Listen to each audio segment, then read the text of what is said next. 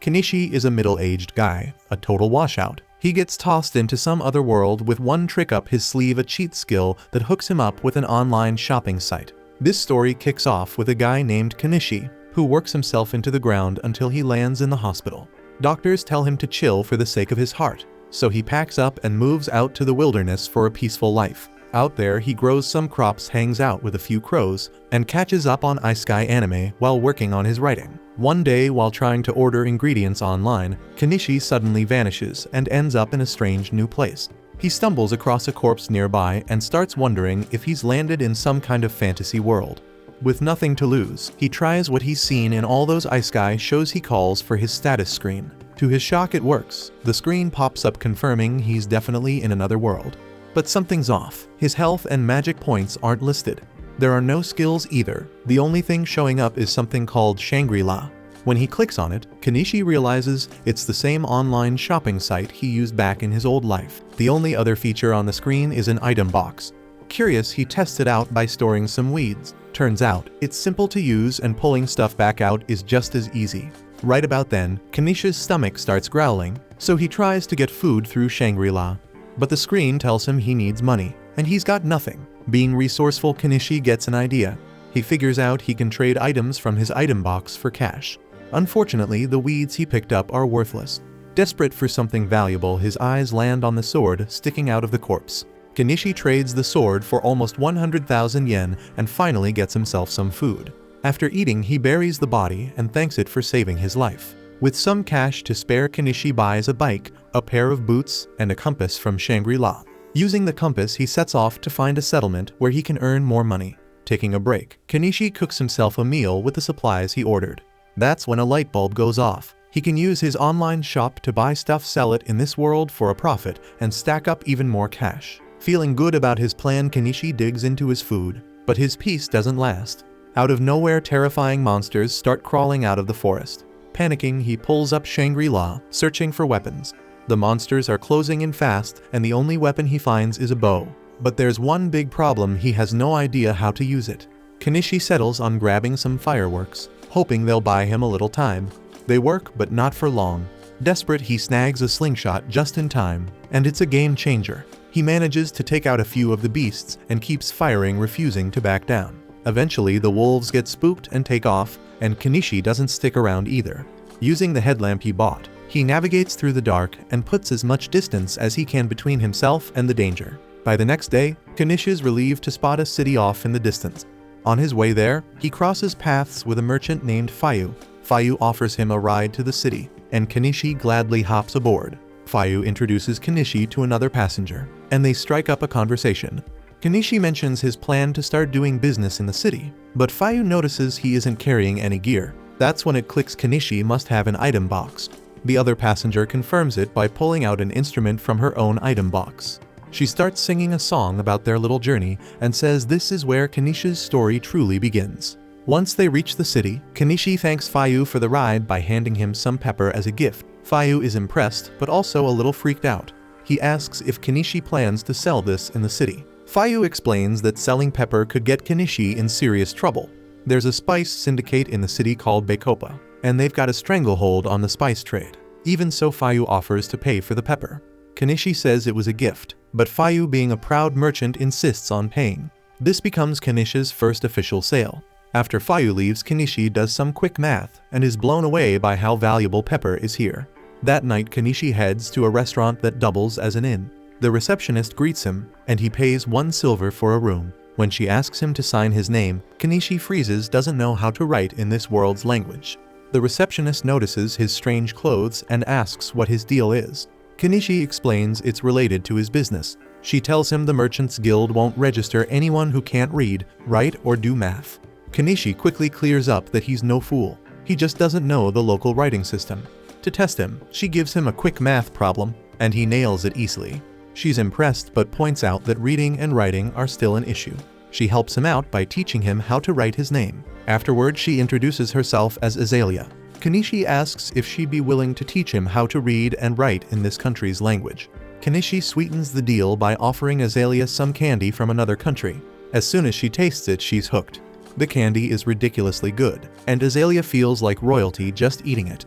She even jokes that nobles would snatch it away if they knew about it. Her loving the candy is cool and all, but Kenichi nudges her to start teaching him already. After a while, Kenichi realizes the language isn't too far off from what he knew back in his old world. Azalea's impressed by how fast he's picking it up and tells him she's sure he'll make an amazing merchant. She's so confident in his future success that she jokes about becoming his mistress one day. Kenichi, being quite a bit older, tells her she should forget about that idea. Of course, he only makes things awkward when he sketches a portrait of her. Azalea once again is blown away by his skills. Between the candy and the drawing, she feels pretty special and decides she has to pay him back somehow. The next morning, Kenichi heads to the Merchants Guild to handle the paperwork. The registration fee is 1 silver, but his funds are running low. He's down to 116,000 yen. But luckily they let him pay in installments and issue his guild ID. Outside, Kenichi wanders through the market, checking out prices to get a feel for the local economy. A plain plate goes for a small square silver, roughly 5,000 yen. 2 sheets of slightly brown paper cost 1 copper, about 1,000 yen. He spots some knives and notes their price too. Then he picks up a mixed bag of strange-looking fruit from a vendor with a quirky sales pitch. The fruit names pop up in his item box, but they don't make much sense to him. Later, Azalea sees the fruit and lights up. Heard of them before and absolutely loves them.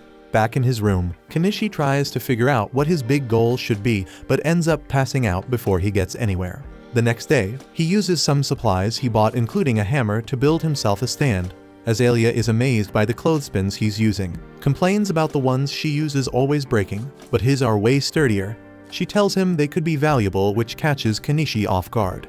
A little later, Kenichi surprises a sweet old lady by summoning his stand right next to hers. Once everything's set up, the lady Anama ends up buying 5 clothespins for 1 copper, welcomes Kenichi to the area and sticks around to chat. As hours pass, Anama points out how quickly his clothespins are selling. Thanks to Kenichi's stand, her sales pick up too, and she hopes he never leaves.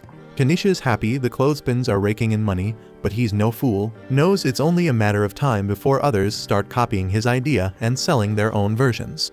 Out of nowhere, some kid shows up, and Kenichi instantly recognizes this guy as someone with serious status. The guy checks out one of Kenichi's knives. Kenichi demonstrates how easily it slices through stuff. The price is 2 silver. It's pricey, but the guy has never seen a blade this sharp and clean. The knife feels a little small for him, though, so he asks if Kenichi has anything bigger. Kenichi searches his item shop. Finding what he needs is tricky due to certain restrictions, but he pulls up a sword. The guy is amazed by how stunning it looks. The price is 1 gold coin. It's a lot of money, but the guy is hooked. Struggles to decide, while Kenichi wonders if the price might be too high. It's clear the guy is ready to spend big, so Kenichi stays confident. Before the sale finishes, a small cat person shows up sniffing around the stand. Other cat folks call her out for going overboard. It's Kenichi's first time seeing beast folk, so he apologizes for his reaction. One of the cats jumps onto his stand and points at the roof, saying he wants to buy it. Kenichi laughs, saying the roof isn't for sale, but then remembers he can always get more. The cat person decides to buy 3 roofs, so Kenichi offers a discount, shaving off 1 copper from the total. The cats don't have copper coins or seem to understand math. Kenichi quickly does the calculations for them. They seem skeptical, but the blonde guy steps in backing Kenichi's math. The cats finally agree to the deal. With that done, the blonde guy says he's ready to buy the sword. That night, Kenichi uses his earnings to pay for 5 nights at the inn. Meanwhile, in a noble's mansion, a lady admires the clothespins her maid bought. She's amazed by their quality and plans to sell them through her company. Determined to take advantage of the opportunity, she heads off to find her father. Back at the inn, Kenichi sets up for a bath using a small tub he bought. While browsing Shangri-La, he spots something called a drum bath and considers filling it with water and heating it over a fire. After all his shopping, Kenichi starts questioning how this online shop even works. The screen's light doesn't brighten his surroundings. He has no idea how the deliveries even reach him. A thought creeps in, it might demand something in return, maybe even his soul. The idea feels too heavy, so Kenichi decides to stop thinking about it. Elsewhere, a girl attacks a pigeon to get some food.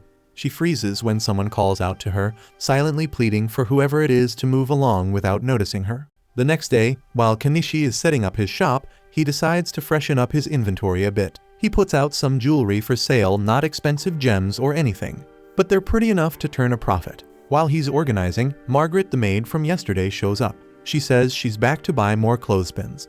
Kanishi asks how many she wants, and she hits him with a shocker 100. He's surprised but quickly finalizes the sale since she's got the money ready. As Kanishi packs up her order, Margaret notices the jewelry he set out and asks if they're real diamonds. He explains they're just polished glass, but they look nice enough to catch attention. Margaret seems impressed and asks him to hold one for her so she can buy it later. The rest of the day goes smoothly, with business as usual. Just as Kanishi's about to close shop, the beast folk from yesterday show up again. Their serious expressions make him nervous, thinking they might be here to cause trouble. Before he can say anything, the cat girl Miley gets right up in his face, sniffing around. She confidently tells the others she smells spices coming from him. The beast folk light up with excitement, asking Kanishi to sell them some of his spices. He hesitates, remembering what he heard about the spice syndicate and how dangerous it might be if they catch him selling. Not wanting to risk it, he explains that he can't sell them any. The beast folk keep pleading, but locals nearby step in, telling them they can't expect a newcomer like Kanishi to put his business in jeopardy for them. The beast folk back off, seeming to understand. Kanishi, feeling bad for them, comes up with an idea. He figures sharing a meal with them wouldn't technically break any rules, so he invites them to join him for dinner, but they'll need to meet him in the woods to avoid attracting attention. The beast folk are thrilled and agree. Later that night, they meet Kanishi and Anama on the outskirts of town, ready to cook up a feast. Kanishi starts prepping the meal, and Anama offers to help. He asks her to chop some veggies, but when Anama gets a look at the produce, she's stunned by how vibrant and juicy they are. Kanishi explains they're imported from another country and guarantees they taste amazing. While Kanishi and Anama handle the veggies, Miley and the other beast folk head to the river to catch some fish. It doesn't take long before they manage to reel in a solid haul. With all the ingredients ready, Kanishi starts prepping the fish, seasoning it with spices before tossing everything into a pot to cook. After a while, the meal is ready and the beast folk can't get enough of it. They've never tasted anything this good before and thank Kanishi repeatedly for the feast. But as they eat, the good food starts making them crave some alcohol. Anama tells them to calm down, reminding them that booze is expensive. Kanishi doesn't see the harm in letting them have a little, so he pulls out a bottle, pours a few glasses and hands them out. He makes them promise, though they can't tell anyone about the meal he made for them. Anama warns Kanishi that he's being too generous, but he shrugs it off. He figures the beast folk deserve to enjoy themselves, especially since they seem like decent people. That night, they eat, drink, and even bathe together before eventually crashing under the stars. Miley seems to be warming up to Kanishi, so she decides to sneak into his bed. The next morning, Kanishi gets back to the inn. Azalea doesn't look happy and lets him know she's upset he stayed out all night. Kanishi tries to explain he was just hanging out with some beast folk outside town, but Azalea spots Cat Lady fur on his jacket and jumps to conclusions. She accuses him of doing a lot more than just hanging out, and she's mad he picked a cat lady over her. Later, as Kanishi is setting up his shop for the day, Margaret shows up with a stunning woman named Primula.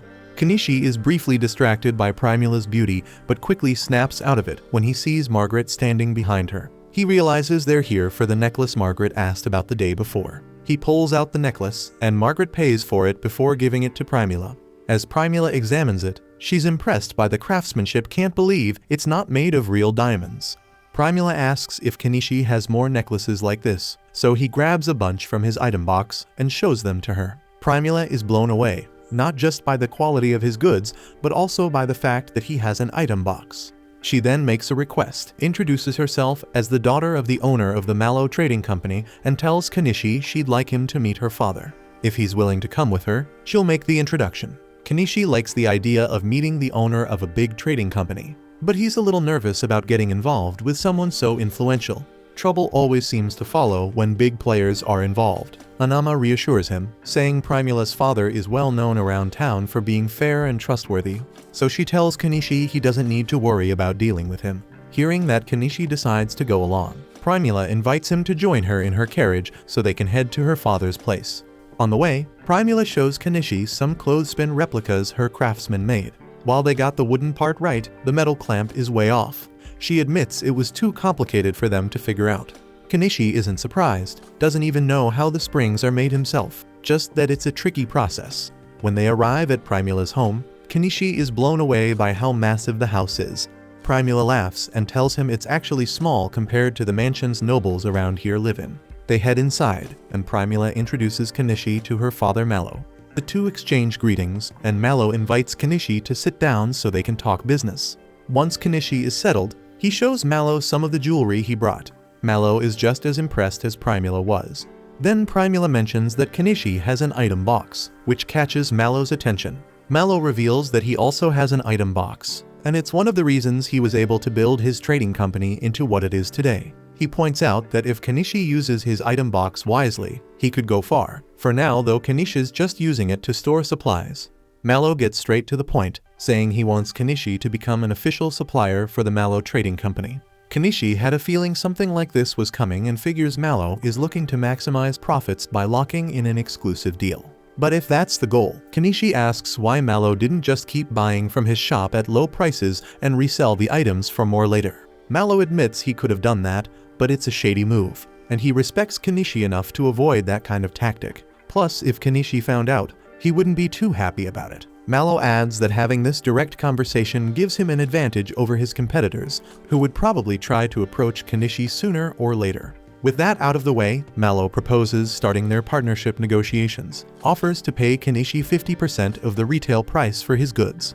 Kenichi could have played hardball for a better deal, but honestly he's already stacking major coins from his online store, so he goes along with Mallow's offer without a fuss.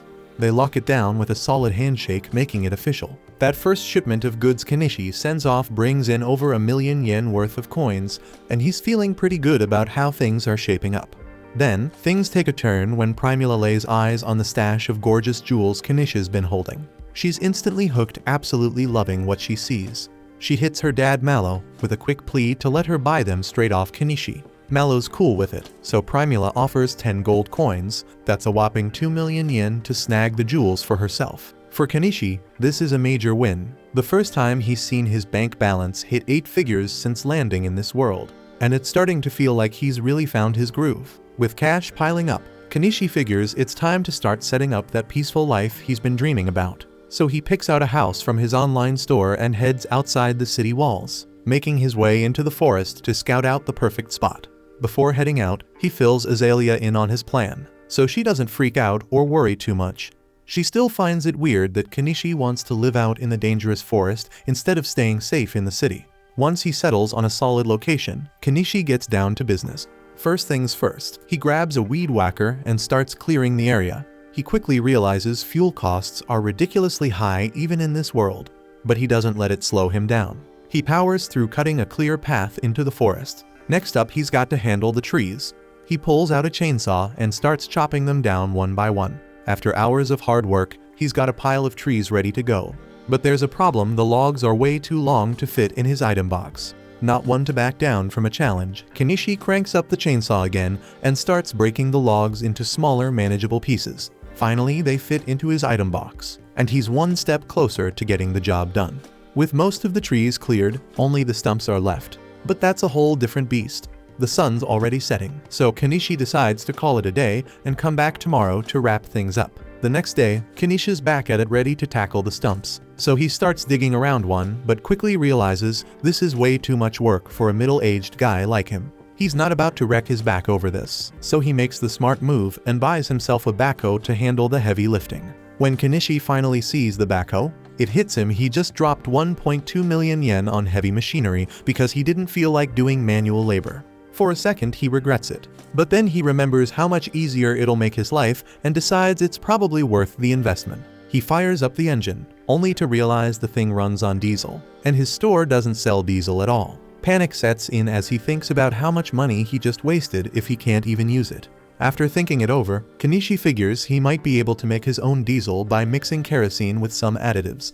But before he goes all in, he realizes that messing up the mix could ruin the engine. Playing it safe, he tests his homemade diesel on a generator first. So once he fills it up and turns it on, it works perfectly. Relieved, he knows the mixture will work for the backhoe, so he plans to head back to the forest the next day to finish the job. In the meantime, Kenichi decides he needs to deal with the bugs swarming the area. The next day, he visits a local magic shop to buy some bug-repellent magic stones.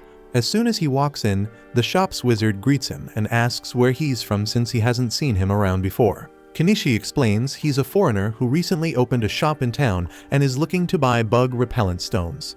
The wizard tells him the stones cost 3 silver coins, but that's way too expensive for Kenichi. He tries to haggle, offering 2 oranges in exchange for a lower price. The wizard, having never seen oranges before, assumes they're some kind of rare exotic fruit. Clearly impressed, he agrees to give Kenichi a discount. Later that day, Kenichi chats with Anama, who tells him the wizard is a super knowledgeable guy and someone good to have as a friend. She also mentions the complete opposite Shaga, a wanted criminal whose posters are plastered all over town. Shaga leads a notorious bandit group, and there's a huge bounty on his head. That same night, Shaga organizes a raid on a carriage full of slaves being transported. Whatever his plans are for them, it's definitely bad news. The next day, Kenichi heads back to the forest to finally put his backhoe to work.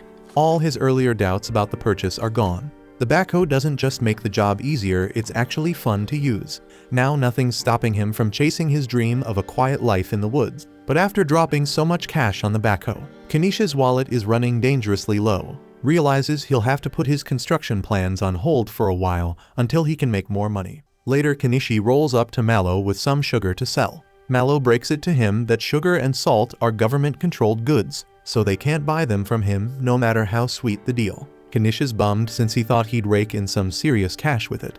But Mallow flips the vibe, saying Kenichi's jewelry has been a huge hit. Mallow, curious, asks if he's got more to show, and Kenichi pulls out his newest pieces, leaving everyone amazed. That sale nets him another 3 million yen worth of gold and silver, stacking his bag even higher. With his wallet looking good, Kenichi finally splurges on a log cabin. He's hyped at first, thinking he scored a great deal, but his excitement crashes when the delivery arrives. The cabin isn't assembled, it's just a pile of planks. Kenichi realizes why it was so cheap, but no turning back now. He gears up to tackle the build, feeling as if he's gambling with his sanity. Luckily, the assembly's straightforward, and the beastfolk he helped earlier swing by to lend a hand, paying him back for the meals he shared with them. Meanwhile, Kenichi keeps grinding at his stall selling his goods. Weeks fly by, and he picks up a grill to keep the beastfolk fed while they help, plus a little one-man tent so he can camp near the build site. All their hard work pays off, and in under a month his new crib is finally done. They celebrate big at the end, and Kenichi makes sure to grab essentials like a bed and blankets for his new place. But he knows the work's not over yet. He's got to figure out electricity. Plus, he's thinking about giving the walls and roof a fresh coat of paint. Over the next month, Kenichi keeps adding touches. He builds a garden, puts up a fence, and rigs the bathroom to recycle waste into fertilizer. That fancy toilet alone sets him back 200,000 yen, and the kitchen sink costs another 30,000. For power, he installs 20 solar panels hooked up to a battery system, running him nearly 400,000 yen. His best buy, though, is a drum bath for 25,000 yen. He hauls water from the river in gas tanks, and the first real bath he's had since landing in this world feels like heaven. Kenichi kicks back, taking it all in. He declares his new slow life in this world has officially started. It's his place, his rules, and his domain. Later, Kenichi swings by Azalea to let her know he won't be staying at the inn anymore. She surprises him by saying she's the one who owes him thanks. The next morning, Kenichi wakes up in his new home, grabs his camera, and sets off to snap pictures of the wilderness around him. Kenichi's living his best slow life dream out in the forest, but things take a wild turn real quick. While wandering around, he accidentally sets off a trap, and before he knows it, he's dodging arrows. Turns out the beast folk nearby aren't too thrilled about him setting up shop in their woods. They're talking about ending him, and Kenichi realizes how rough this world can get. Not one to back down, he channels his inner action hero. He grabs his slingshot, fires shots, and lights up the beast folk with fireworks to freak them out. Then he cranks up his backhoe and sends them running for their lives. After the chaos dies down, Kenichi stumbles upon an injured bobcat caught in the crossfire. The poor thing's got an arrow stuck in it and isn't letting anyone near. Kenichi wants to help but knows it could lash out. Thinking quick, he orders floor cushions and a neck guard as makeshift armor to keep himself safe. With his gear on, Kenichi carefully removes the arrow and disinfects the wound. He picks up antibiotics and painkillers to help the cat heal and feel better. He's still worried it might not make it. He even tries putting it in his item box, hoping it'll help. But that idea flops. So he carries the bobcat back home and sets it up with a comfy pet blanket. The cat doesn't move much, and Kenichi starts worrying it might not survive. He heads to the old mage in town for advice, but the guy's no help, just talks about selling the cat's hide for cash. Anama doesn't have better ideas either, but Miley does. She tells him bobcats are considered messengers of the Supreme Being and offers to check on it. Back at home, Kenichi's relieved to see the cat eating again. Miley takes a look and figures out that the dogmen were behind the arrow attack. To keep the bobcat from licking its wound, Kanishi buys it a collar. Miley is impressed by how much effort Kanishi's putting in to save the cat and decides to thank him on its behalf. She goes out and hunts birds, and Kanishi grills them up using his portable setup. A little seasoning later, and Miley's blown away by how good it tastes. She's so into it, she asks to stay the night to watch over the bobcat. She doesn't even care that Kanishi's place only has one bed. A few days later, the bobcat's looking a lot better, so Kanishi shifts focus to farming. He buys plants and fertilizer from Shangri-La, but he knows running to the river for water every time isn't going to cut it. But now he's thinking about digging a well to make life a little easier. That night, Kanishi has this weird dream, only to wake up and find the bobcat nudging him. Looks like it's doing way better now, even has the energy to head outside. It bolts off into the night, and Kanishi, watching it disappear, casually wishes it a good life. Over the next few days, Kanishi skips working his stall to focus on building a well. He ends up buying an earth drill and an electric pump, spending a week and about 50,000 yen in total. Finally, he's got running water. One afternoon, Primula shows up after noticing he wasn't at his stall for a while. Turns out Miley told her where he's been hanging out. She's amazed by everything he's built and curious about the big hunk of metal sitting behind his house. Kanishi smoothly explains that it's his loyal servant, calling it his familiar. This makes Primula think he's some kind of mage. Kanishi doesn't deny it and asks her to keep his magic skills under wraps. He casually mentions that the city gates will be locked soon and asks if she plans to stay the night. Primula flips it around, acting like he's the one suggesting it. When he points out he only has one bed, she brushes it off. She's more interested in the fact that Kanishi even has a bath. Later that evening, Primula tries to use the bath, but gets spooked by the dark. She asks Kanishi to stick around for safety. He makes sure everything's good with the bath setup, but tells her she could wait till morning if it's an issue. Primula refuses, she's not passing up this chance. Kanishi warns her, saying, "You barely know me. What if I'm some shady guy?" But she waves it off. She's already heard about all the nice stuff he's done for Miley, so she trusts him. Afterward, Kanishi buys her a bathrobe, and Primula lights up, suggesting they sell it. He tells her it's not for sale, but she insists customers would love it. Kanishi agrees to a limited run, and she's thrilled. He even surprises her with an 8,000 yen nightgown, and she's blown away by its quality. She teases that he might end up as the top merchant in the kingdom. Kanishi quickly shoots that down, saying the last thing he wants is noble attention. He just wants enough money for a quiet life with good food. Primula promises that the Mallow company will keep his identity a secret. Before bed, Kanishi impresses her with a sketch of her, and they call it a night. In the middle of the night, Primula sneaks a glance to see if he's awake. But Kanishi, playing it cool, pretends to be asleep. Elsewhere, we see the mysterious girl being mistreated by the bandits. The leader Shaga looks pretty satisfied with the loot they've collected. One of his men informs him about a new job they've been hired for, and Shaga seems eager to get started. The next morning, Kanishi takes Primula back home, bracing himself for the inevitable questions from her father about why she spent the night. To his surprise, Mallow simply thanks him for looking after her, casually expressing his worry about who she takes after with her boldness. Kanishi shifts gears and shows Mallow the bathrobes he's been working on, highlighting their high-quality material. He even jokingly pulls out some lingerie, mentioning it's used in nighttime battles, which leaves Mallow overwhelmed and stammering. Kanishi laughs, saying it was a joke. While they're talking, Mallow's maid walks in with a stack of papers. Mallow explains that the nation recently updated its ledger-keeping system because someone in a neighboring empire introduced double-entry bookkeeping. This catches Kanishi off guard since it's something straight out of his old world. Mallow goes on to explain how this system has rapidly advanced the empire, all thanks to some genius inventor. Mallow invites Kanishi to check out a new prototype product he recently purchased. When Kanishi sees it, he's stunned it's a pitcher pump, something else from his old world. Mallow is impressed that Kanishi recognizes it, but Kanishi can't shake the feeling that there's another person from his world here, owning his skills. Feeling competitive after hearing all the praise for this mystery inventor, Kanishi tries to show off by sketching a design for a new kind of vehicle. Unfortunately, the design looks ridiculous to them, and they burst out laughing, thinking it's some kind of joke just like the lingerie he mentioned earlier. Over time, Primula starts visiting Kanishi more frequently, even staying over. During one of these visits, she reveals she's heading out on a business trip that'll keep her away for a month. Before leaving, she boldly asks Kanishi for one of his see-through designs. Kanishi assumes she's trying to impress some guy and teases her about it. Primula surprises him by confirming it, but drops the twist he's right here. Kanishi, clueless as ever, tells her she deserves better and shouldn't waste her time falling for an old guy like him. Primula knows Kanishi is a good man and explains that her father doesn't mind her spending time with him. Kanishi feels awkward about it, but decides to leave things as they are. Primula doesn't give up entirely and asks if they can share the same bed. Kanishi agrees, though he still can't understand what she sees in an older guy like him. The next morning, after Primula returns to town, Kanishi gets an unexpected visit. An armored man arrives. It's Paul, the same guy who bought a sword from him earlier. Paul explains that he's investigating rumors about a strange man living in the forest and begins questioning Kanishi about his unusual items. Kanishi plays it off, saying it's all tied to magic. Paul asks if he's a mage, and Kanishi tells him to keep that secret. To ensure Paul's silence, Kanishi gives him a stash of steel. Since he doesn't have any more swords in stock, he advises Paul to take the steel to a blacksmith to have one forged.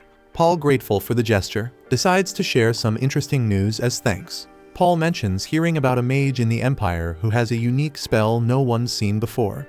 This spell creates a yellowish dipping sauce called mayo something. Kanishi freezes as Paul confirms the name, mayonnaise. Kanishi is stunned but listens as Paul continues. He reveals that the same mage used mayonnaise to defeat a dangerous dragon. Kanishi can't believe it.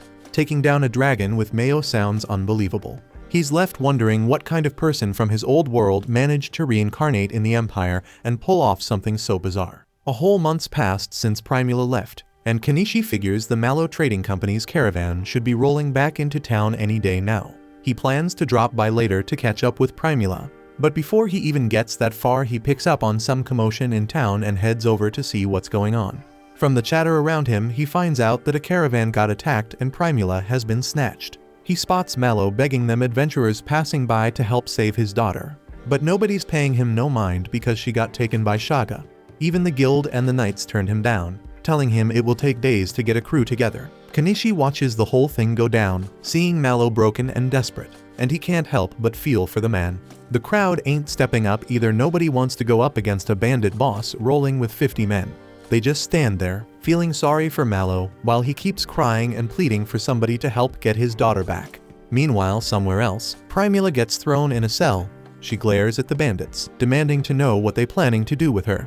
Shaga steps up, smirking, telling her that she has a body that would make any man drool for her. So it is no surprise some horny noble wants her. Back in town, Mallow is straight up on his knees now, begging Kanishi to step in. Kanishi hesitates for a second, then tells him he is going to bring her back. He knows this ain't smart. He ain't got the kind of experience to be taking on a whole crew of bandits, but there are moments in life when a man got to stand his ground. He tells Mallow he is going to need some cash to get things ready, and Mallow hands it over without a second thought.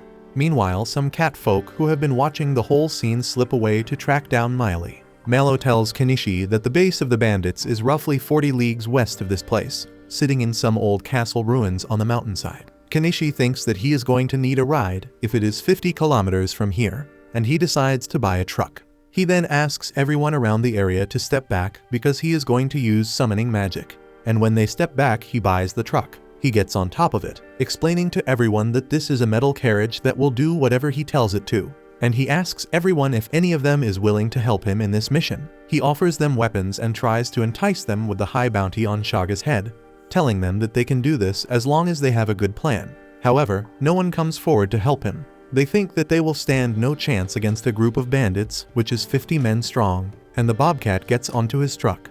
Kanishi realizes that it wants to join him, and he thanks it for this.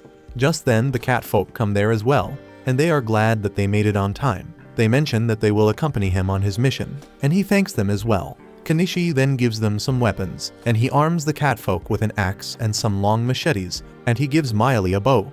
Just then Paul shows up there, offering to accompany them, and Kanishi is glad to have him, but he wonders why he is in full armor. Paul explains that he went to pick up his sword, and he wanted to get in the spirit of things, so he put on his full armor. He shows his sword, and Kanishi realizes that he had this made with the steel he gave him. Paul mentions that hunting Shaga and his gang will be a good first mission for his wolf fang, and the old mage decides to accompany them as well. Kanishi tells him that this is not a mission for an old man, but the mage tells him that he used to be an adventurer. He fires a fireball, mentions that he will be useful in combat, and states that he is also curious about the magic that Kanishi uses. so Kenichi decides to take him along, and Anama wants in on the action as well. Kenichi points out that they are going to fight and not sell merchandise, and she mentions that she might not be of use in fighting, but she can still cook their meals. He decides to bring her along since she insists, and he asks the people gathered around if they want to come with them. But they do not want anything to do with this, and they vacate the area. Just then Mallow steps up, saying he wants to roll with Kenichi, but Kenichi shakes his head, telling him he needs to get that wound patched up first. He tells him not to stress, Primula is coming home safe. Mallow nods, feeling better hearing that. After that, Kenichi heads over to the guild, drops a silver coin, and signs himself up. He puts in an official request to take down Shaga. Next his crew heads out, and people watching them whisper among themselves, thinking they are just running off with Mallow's money. No way, a bunch of amateurs are taking down Shaga. Kenichi does not pay them any mind, and they roll out of town. Meanwhile, over in the bandits' hideout, Anemone hands Primula some bread for lunch. But Primula notices Anemone looks hungry too, so she tells her to eat it instead. As she eats, Primula asks if she is a prisoner too. She tells her not to worry, they are getting out together. Anemone asks how, and Primula tells her someone is coming for them. Anemone tilts her head, asking if she is talking about God. Seeing that innocent look on her face, Primula just nods. Kenichi and his crew keep pushing forward, and by evening they set up camp and grab some food. Later, Kenichi breaks down the plan to take on the bandits. Nobody has a problem with it.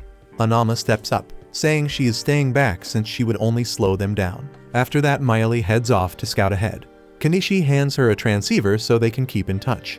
The moment she hears his voice coming through, she is blown away. Kenichi smirks, telling her it is a magic item that lets them talk over long distances.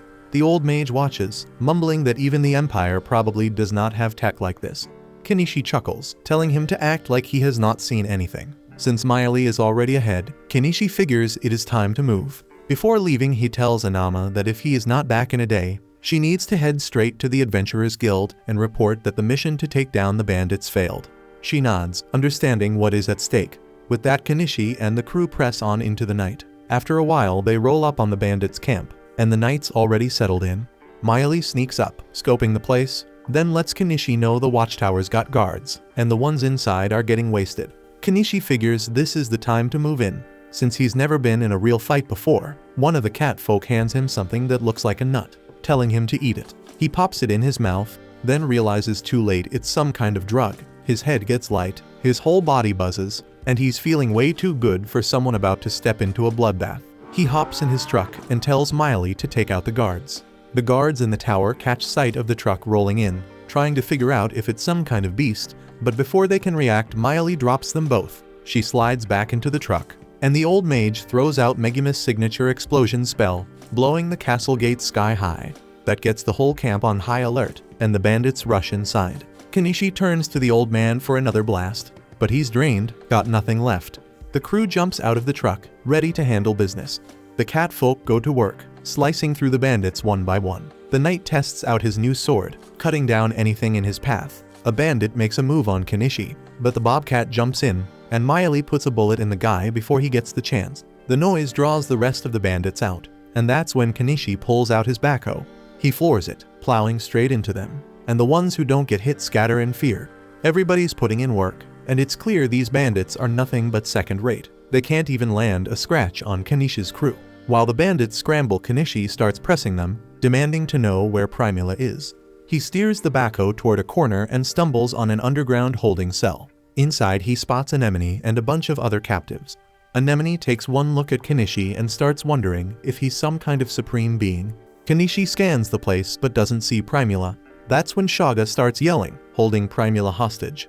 She's relieved that Kenichi came for her, but Shaga's piecing things together, figuring they must come to rescue this girl. Then he clocks Kenichi's ability to control monsters and realizes this ain't an ordinary crew. Kenichi tells him to let Primula go, but Shaga's got his own plans, telling them to drop their weapons or she won't make it. They ignore him, so he rips some of her clothes and mutters about how he would have had his way with her if he knew things would end up like this. Kenichi keeps quiet, buys a laser sight real quick, then leans toward Miley, tells her to take the shot soon as he blinds Shaga with the light. Miley catches on fast. Kenichi flips on the laser, hitting Shaga straight in the eyes. Dude flinches, letting go of Primula, and crack Miley puts a bullet in him. Primula don't waste no time. She runs straight for Kanishi, but Shaga ain't letting her go that easy. Before he can grab her again, some unknown force throws him forward, right in front of Miley. She looks down at him, cold as ice, tells him she ain't missing this time. Then she puts him down for good. Primula throws herself into Kanishi's arms, holding on tight. That drug from earlier is hitting hard. For a second his mind starts wandering into places that would change the rating of this whole scene. But whether it's pure willpower or straight-up survival instinct, he pushes it down. Playing it off like a simple hug is all he needs.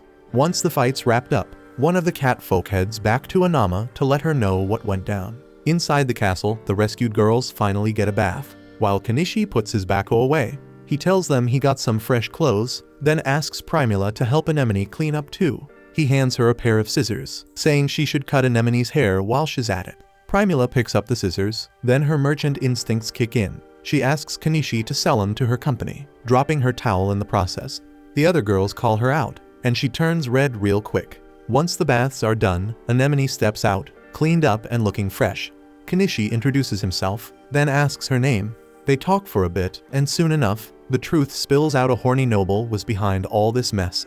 Anemone hands a letter to the knight, and the old mage puts the pieces together. The guild and the knights were dragging their feet cause a noble was pulling the strings. Kanishi nods, giving Anemone her props for bringing the info to light. Sometime later, Anama rolls up to the castle. Relief washes over her when she sees everyone safe, but her eyes land on a small child among the rescued. She stops, stunned. Says the kid is the same age her own child would have been if they were still alive. Kanishi wasn't expecting that. She explains that she had a child once, but they didn't make it through the plague. That night everyone crashes. Kanishi lays there, staring at the ceiling, thinking they should be able to head back to Dahlia tomorrow. Earlier there was a whole grim talk about cleaning up the bodies, but right now he's way too tired to even think about it. Sleep takes him. The shot jumps to Kanishi and the crew rolling back into town. Mallow and his people are there, waiting on them. They pull up in their truck. The second Mallow spots his daughter. She's already running straight into his arms. They hug it out, relieved they made it back in one piece. Mallow catches a glimpse of his daughter's blouse, looking fancier than usual. She lets him know Kanishi gave it to her. Mallow's mind flips to business. He figures this thing's gonna sell crazy fast. Kanishi ain't surprised at this point. No matter the situation, Mallow stays locked in on profit. Mallow thanks Kanishi for saving his daughter, then asks if he's got the loot stashed in his item box. Kanishi nods, saying he got it covered. The story rewinds a little, showing how things went down earlier. The catfolk had asked Kanishi to store the bandits' heads in his item box. They told him they needed proof that the bandits were taken out. Since the bounty this time is massive, the higher-ups need to see their faces to make it official. They admit it might feel off at first, but tell him he'll get used to it. Miley mentions how the heads start stinking after a while, making it a hassle to carry them around. With Kanishi's item box, that's not a problem. Kanishi sighs, thinking he should have expected this. It's another world after all. Then he loads the heads into his item box without a fuss. On top of that, he made sure to scoop up everything the bandits had stolen. He stuffed all of it into his item box. About 100 gold coins, a bunch of rugs, pottery, gemstones, swords, and other valuable stuff. Then his mind jumps to the girls, ended up bringing them along too. Before leaving the hideout, he asked them if they wanted to go home. Some of them said they had nowhere to return to, because everyone back home was gone. So he gave them another option.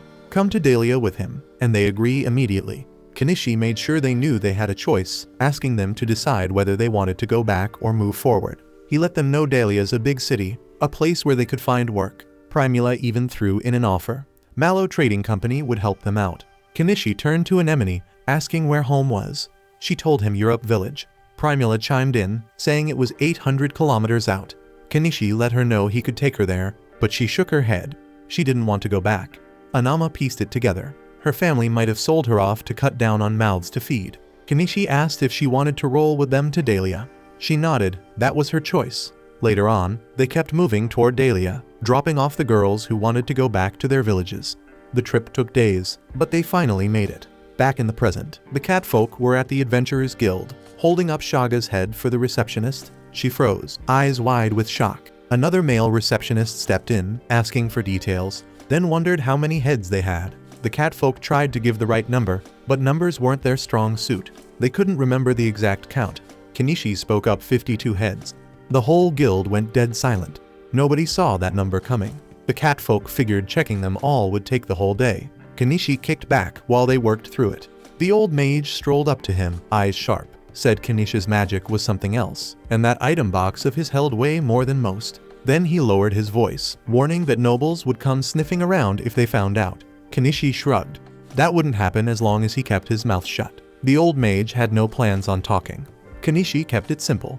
If things got messy, he'd leave town. Paul then mentioned he was heading to see the local lord, Count Asclepius. Kenichi picked up on what that meant. Paul was about to report that nobles were tangled up in this whole mess, but he didn't deny it before leaving immediately. Kenichi later mentioned that the guild spent all the way till nightfall checking the heads. The bounty totaled up to 861 gold coins. Anama turned down any share of the reward, saying she hadn't done anything to earn it. Instead, she asked Kenichi if she could look after Anemone, promising to treat her like her own kid. Kenichi didn't see a problem with that, so he stepped out of the guild and kept moving. Out in the streets, Kenichi saw folks celebrating, hyped up over Shaga and his crew getting taken down. As he dipped out, Anemone trailed right behind him. Meanwhile, inside the guild, Anama grabbed some water for both of them.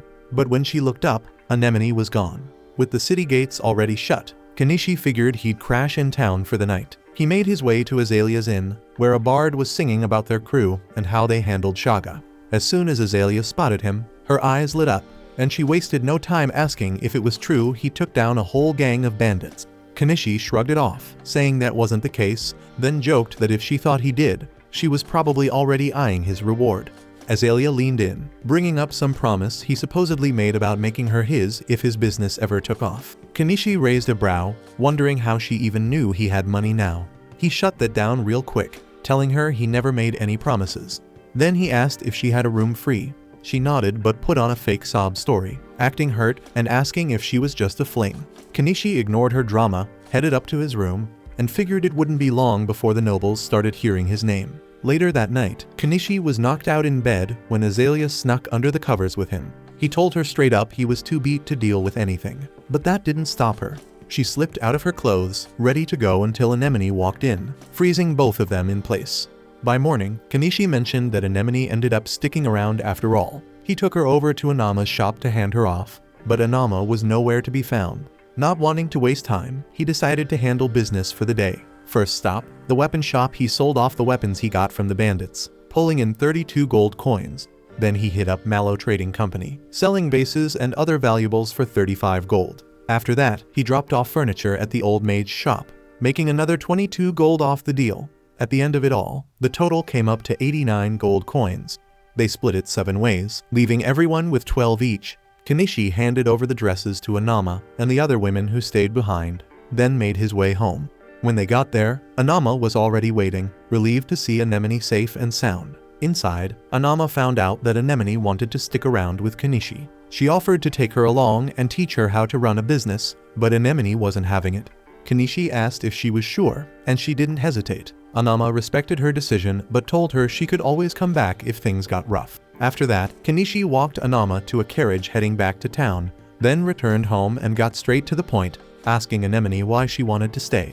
She answered without thinking twice it was because he fed her until she was full. That night, they had dinner together. Then Anemone insisted on taking a bath together. After that, she wanted them to sleep together too, so they did. Meanwhile outside, some shady-looking men lurked around, keeping tabs on Kenichi. He had no idea. All he knew was that he had a messed up dream that left him waking up in a cold sweat. 2 weeks rolled by, and Paul got promoted to Baron for taking down Shaga. They gave him a small territory to run, and he was already looking for settlers, and a wife too. At the same time, word spread that some noble had been stripped of their rank. Kenichi figured it made sense after all. They were the ones who hired bandits to snatch Primula. Then, as they were out, they spotted a bicycle rolling by. Anemone called it a dray sign. Kenichi couldn't help but remember how Mallow and Primula had laughed at his idea at first, but they had sharp noses for business. Once the dust settled after the whole Shaga ordeal, they called him up, handed him 5 gold coins, and apologized for clowning his idea before buying the rights to the dray sign. Even with all that, Kenichi couldn't shake the feeling that someone was tailing him. He kept looking around, but nothing seemed off. Still, he knew somebody was out there watching. Meanwhile, the guild finally got their paperwork sorted and started handing out rewards. Kenichi took his cut, paid back what he had borrowed from Mallow for his plans, and gave the rest to the women he rescued. Kenichi got that feeling again someone was watching him. This time, he locked onto the guy. Without a second thought, he grabbed Anemone's hand and bounced. But he wasn't alone. A whole crew was hot on his trail. Ducking into the alleys, he knocked over a few boxes to slow them down. But before he could fully shake them, a carriage cut him off, trapping him. They told him to get in quietly, said their boss wanted a word. He played along for now, but as soon as he got inside, he pulled out some firecrackers on the spot and lobbed them into the carriage and at the ones chasing him. The sudden blasts gave him the perfect opening. Slipping out from under the carriage, he made a break for it. Even as they kept coming, he snatched up a crossbow, raising it just enough to make them think twice about pushing their luck. Right then Mallow rolled up, catching the tail end of the chaos. He pulled up alongside them, asking what was going on. Kenichi and Anemone wasted no time jumping into his carriage, filling him in on the mess. Mallow didn't need much to put the pieces together. He figured it had to be the anti-monarchy crew. He told Kenichi to go see the local lord, said the guy might be able to help since he wasn't a bad dude. Kenichi saw his point, but he also knew the lord wouldn't do anything for free. Taxes were coming, no way around it. Kenichi got off at the edge of town. Meanwhile, back at Mallow's place, Mallow told his daughter he'd run into Kenichi earlier. That's when she remembered they hadn't properly thanked him yet. Because of him, their family had earned a name. The lord had been so impressed with the Dre sign they invented that he let them take on a family name straight from it. Now she goes by Primula ni Dre sign. Mallow leaned back, telling her the whole company owed a debt to Kenichi. One way or another, they had to pay him back. The next day, as Primula got ready, she thought about how she used to see Kenichi as just some guy running a small stall. But after working with him, she realized he was sharp, easygoing, and everything he had was solid. Doing business with him brought big profits, and she couldn't ignore that. That was why she kept trying to get his attention, even if it never really worked. But when he showed up to save her, she knew he cared. That was enough. She had made up her mind. She was going to be with him. Yet when she reached his place, everything was gone. The house, the fields, nothing was left. Meanwhile, Kenichi was out of town, riding his off-road bike when he ran into Fayu. They pulled over to talk, and before long, Fayu found out Kenichi had become a merchant. That set off a bunch of questions. He even asked if Kenichi's bike was the famous Dre sign. Kenichi smirked, telling him it was a custom model built just for him. Then Fayu asked where he was headed. Kenichi thought back to packing everything in his item box and leaving his old place behind. He didn't know if there was some deeper meaning to it. But after saving Primula, he figured things had worked out the way they were supposed to. Just as he was about to leave, a bobcat appeared. Kenichi gave it a nod, wishing it a good life. But the little thing wasn't going anywhere. It followed him, making it clear it wanted to stay. Bringing himself back to the moment, Kenichi finally answered Fayu's question. He had no set destination, just moving forward. Fayu glanced at the two people with him and asked who they were. Kenichi looked over and said, "They're my family." Then he rode off, leaving Fayu watching as he disappeared down the road, wishing him safe travels. The scene shifts to Kenichi fishing by a river. As he cooks the fish he caught, he explains that they're out searching for a new place to call home. Right now, they're about 100 kilometers from Dahlia, with another 5 to 6 kilometers left before they reach a town called Astrankia. He serves up some fish soup to Anemone and the bobcat, thinking to himself that this kind of life is the true meaning of taking it slow. He mentions that earlier, Anemone told him she's 12, but he's not too sure about that. She seems a little too small for her age. Later, we see him flying a drone, and Anemone gets all excited, thinking it's some kind of magic. He plays along, telling her that it is, while in his head, he figures he really needs to find a place to settle down. Then, he notices that the river he's camping by leads to a lake. That gives him an idea. Head to the lake and see if there's a good spot to set up camp. Hopping on his bike with his companions, they ride out to the lake, where they find a solid place to make their base. Kenichi then puts on a little show, pretending to chant a spell to summon his house, making Anemone believe he's casting real magic, when in reality, his house appears as planned. After getting everything set up, we see him trying to come up with a name for the bobcat. He tosses around a few ideas before finally settling on Vel, short for velvet. Later, we see him teaching Anemone how to read and write, and she's already getting the hang of it. The next, he moves on to math, but like most kids, she's not a fan. As she struggles through some math problems, Kenichi starts thinking about finding an alternative fuel source. Kerosene is too damn pricey, and he remembers seeing something about biodiesel made from used cooking oil. Deciding to give it a shot, he picks up some books to dig into the topic. We see him flipping through the books when Anemone asks what he's up to. He tells her he's reading, and she wants to do the same. But when he explains that the books are in a language she's not familiar with, she insists she still wants to learn it, ready to take on the challenge. Kenichi starts teaching Anemone Japanese, and the next day, we see him setting up a camouflage around his solar panels. As he's working, he hears rustling in the bushes. Thinking it might be a monster, he gets ready for a fight until Miley suddenly pounces on him like a damn beast. She's thrilled to have finally tracked him down and tells him off for ditching her like that. She explains that she had to work hard to follow his scent all the way here, then finally meets Anemone. Anemone is overjoyed to see her, and Kenichi lets her know that Miley's staying with them from now on. Later, we see them sitting down for lunch. Kenichi asks if Dahlia's been the same since he left. Miley recalls that while she was in town, Norspel proposed to Primula. Kenichi figures it's good she's marrying someone her age. He's a little bummed about missing the ceremony, and after lunch, they all take a bath. Once they dry off, they settle in to read some picture books. Miley mentions that even she can understand these books thanks to the pictures, and Kenichi starts thinking this could be a great product. He's not sure about making books based on fairy tales from his own world, so he asks the girls if there are any local stories. They list off a few, and one called The Forest Elf catches Kenichi's interest. Anemone explains that it's about an elf living deep in the forest who falls for a human prince. Their love is forbidden, and both elves and humans oppose their union. The elf is nearly killed for it, but with the help of fairies, the two manage to escape and live happily ever after in the land of the fairies. We then see Kenichi finishing up a picture book based on the story. Using a printing machine kit, he prints out copies, blowing the girls' minds. After that, he binds the books with another machine and hands each girl a copy, making them both happy. Just then, a boat approaches their house.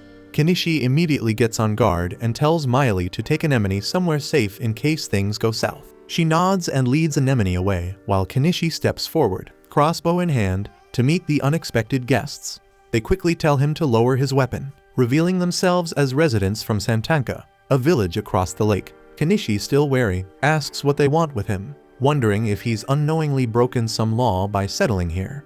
They assure him that there are no laws against it. They were just making sure some bullshit bandits hadn't set up camp in the area. Kenichi tells them he's just a merchant, but they eye his weapons, thinking he's a little too well armed for that. He explains that he had to flee his last city because of some trouble, so he prefers to stay prepared for anything.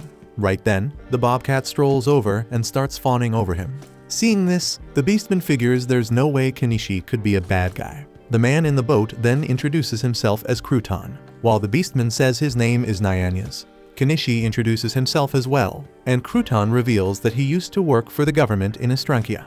Nyanyas takes a look around Kenichi's home, checking everything out before stating that there's nothing suspicious going on here. Crouton apologizes for doubting him. He then notices the picture books Kenichi made and decides to buy one for his daughter. After they leave, Kenichi sits down for lunch with his companions. Later, we see him out in the forest collecting herbs when Miley shows up in a playful mood. She pounces on him, teasing that since Anemone isn't around, they should do it. Kenichi hesitates, unsure, but she drags him into it, and they end up doing the deed.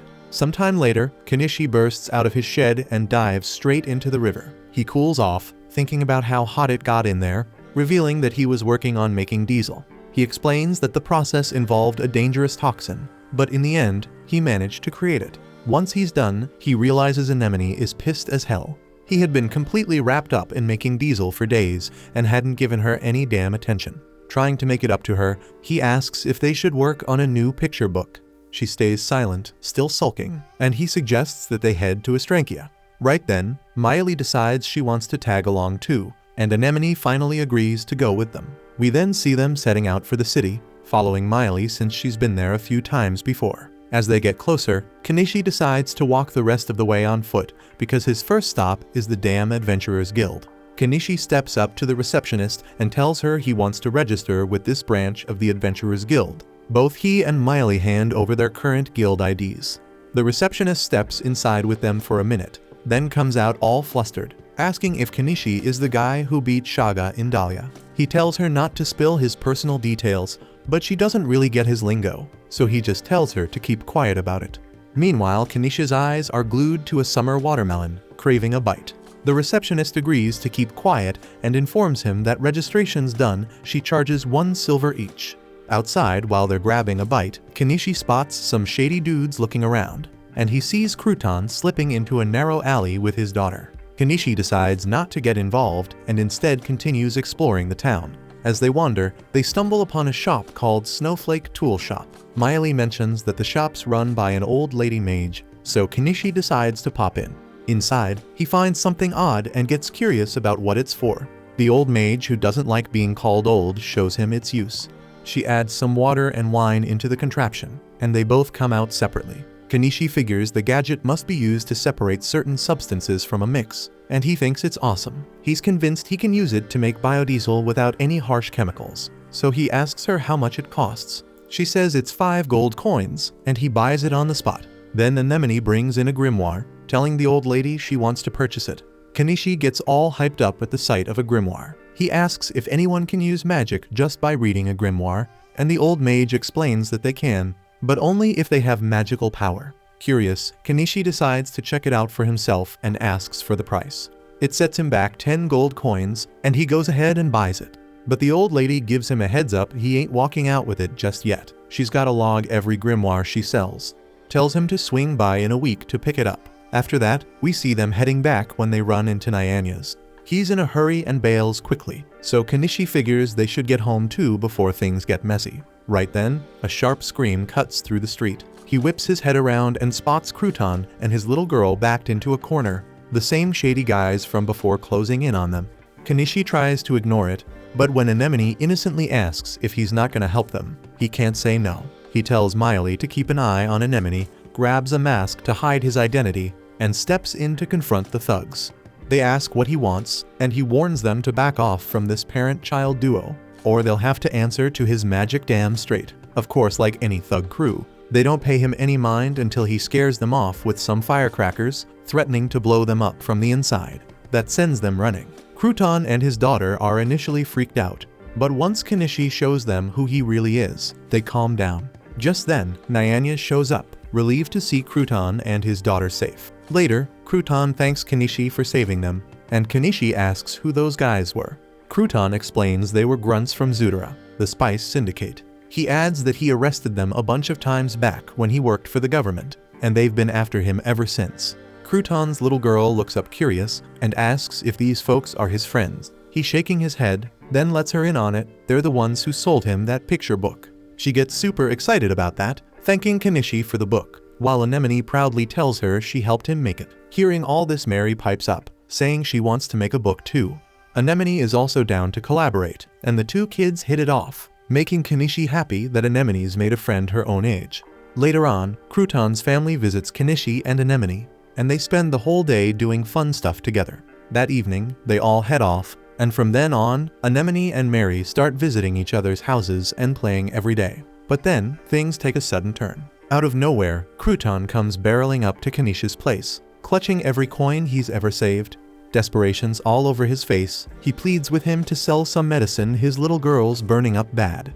He breaks it down it's some local sickness, the kind that don't give folks much time. Most who catch it don't even make it till morning. Miley pipes up, telling Crouton to go see the old lady mage. She's got magic that can fix folks up. But Crouton shakes his head, eyes filled with worry. That kind of help don't come cheap, and he ain't got the coin for it.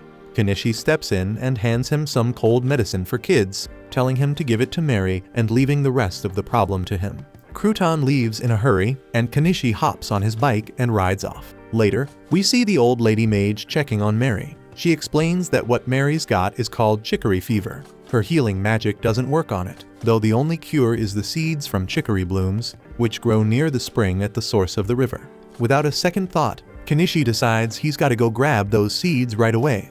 Crouton offers to tag along, and even Nyanya's decides to join in. Kenichi warns Crouton that it's going to be dangerous, but Crouton promises he won't slow him down. The three of them get set to go, but the old lady mage calls out she needs those seeds first thing in the morning. They all nod in agreement and set off on their quest. Meanwhile, the thugs from earlier are watching from the shadows. Grinning at the sight of Crouton's place, they're thinking things are about to get real interesting. Kenichi and his crew reach the river's source, and Nyanya senses something coming their way. They stay on guard, but it turns out to be Vel. With that settled, Kenichi buys a boat to move around easier and gets a chicory flower seed.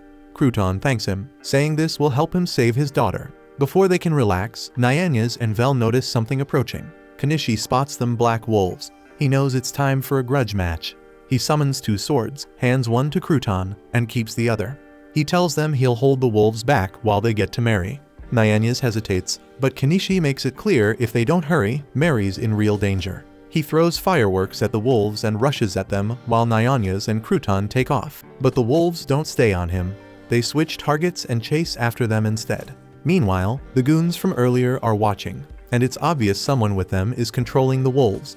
Before they can act, the bobcat finds them and forces them out of hiding. Kenichi notices the flute the dogman just dropped and immediately understands he's the one commanding the wolves. He shouts for Nyanya's and Crouton to go, and they don't waste time. The dogman grabs his flute, trying to send the wolves after them. But Kenichi knows they won't outrun a catman. Then something changes.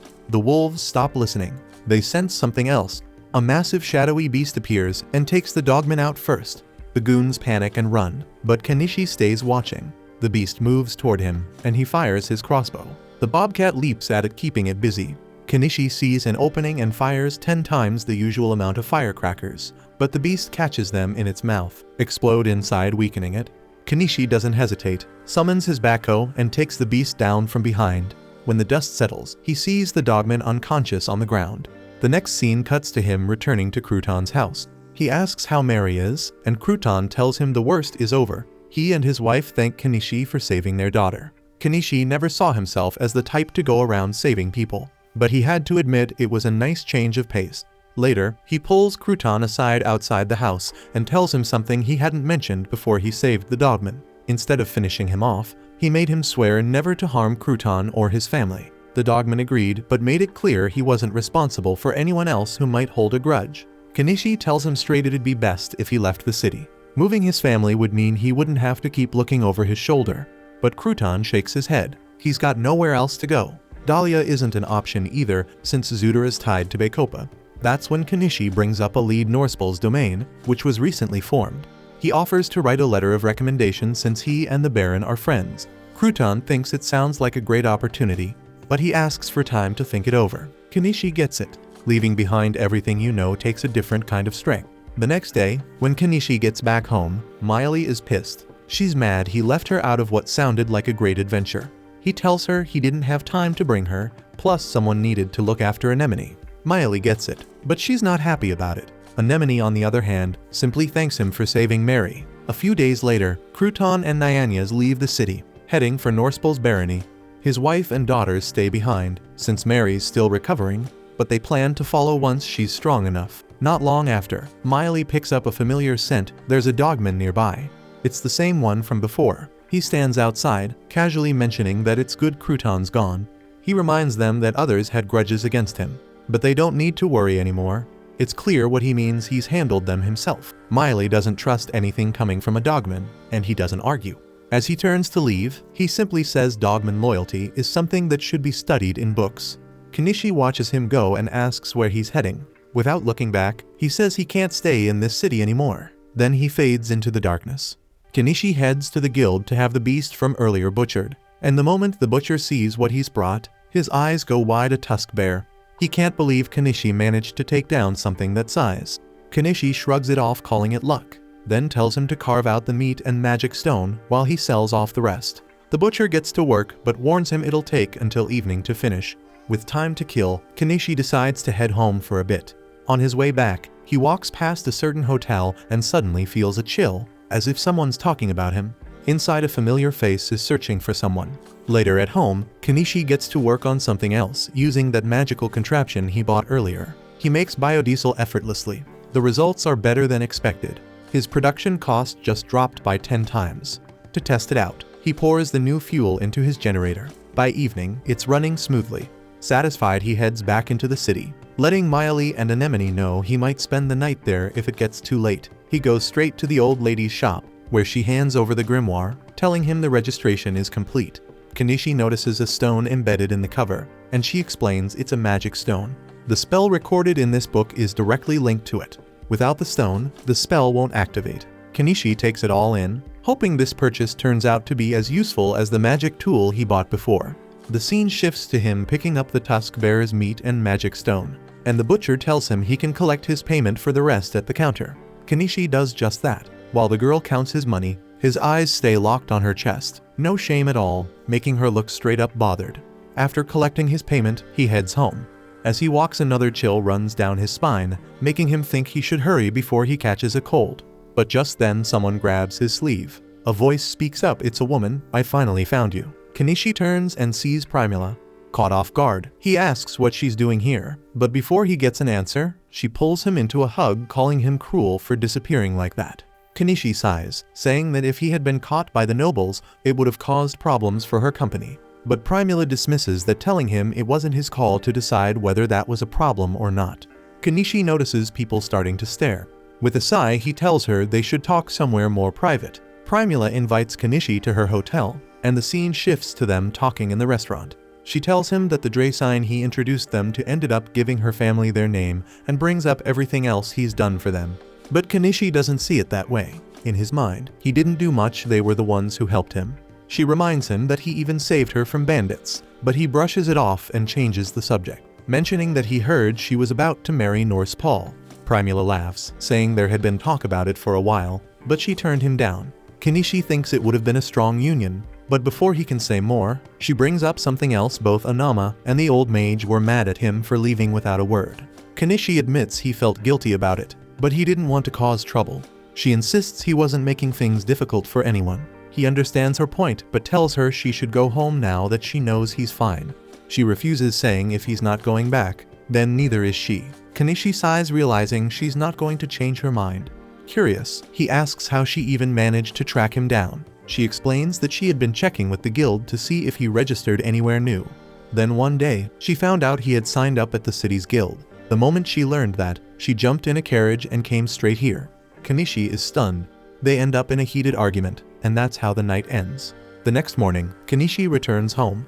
Miley and Anemone are both surprised to see him with a woman, and they immediately recognize her as Mallow's daughter. Primula is furious. He left her behind but brought Anemone and Miley with him. Kenichi defends himself, saying Miley wasn't invited, she just tracked his scent, and he couldn't leave Anemone alone since she's just a kid. Anemone isn't happy about Kenichi and Primula getting closer, and it doesn't take long before she and Miley start competing for his attention. At one point, Anemone bluntly asks Kenichi if Primula is staying with them now. She's convinced their place is already cramped, and before he can answer, she's already treating Primula like a rival.